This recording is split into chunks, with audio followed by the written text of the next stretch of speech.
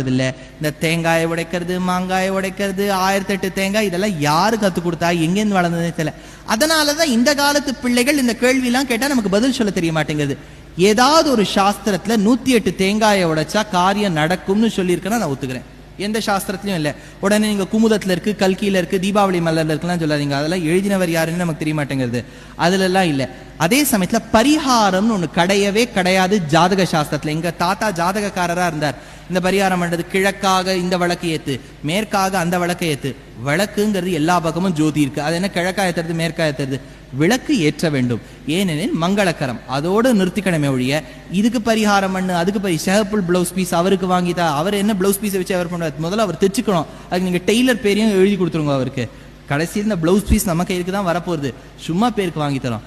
அதனால இந்த விஷயங்கள் எல்லாம் கொஞ்சம் நம்ம மூட நம்பிக்கை விட்டுட்டோம்னு வச்சுக்கோ, பக்தி வளரும். பக்திங்கிறது இதெல்லாம் கடந்து இருக்கு. அவர்கிட்ட நம்ம எதுவுமே எதிர்பார்க்காததுதான் பக்தி. இப்ப பெருமாள் கிட்ட போறோம்னு வச்சுக்கோங்க, என்ன கேட்கணும்?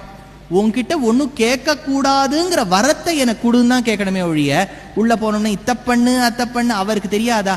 ஒரு குழந்தை டயபெட்டிஸோட இருக்கு 2 வயசுல. அம்மாவுக்கு தெரியும் குழந்தைக்கு சுகர் கொடுத்தா அதுக்கு கெடுதல்னு. 3வது நபர் வரார். ஏன் குழந்தை மைசூர் பாக்கு அழறது, கொடுக்க வேண்டியது தானே? உனக்கு என் குழந்தைய விட என்னை விட ஜாஸ்தி தெரியுமா? அம்மா கேட்பலா? நமக்கு என்ன வேணுங்கிறது பெருமாளுக்கு தெரியும்.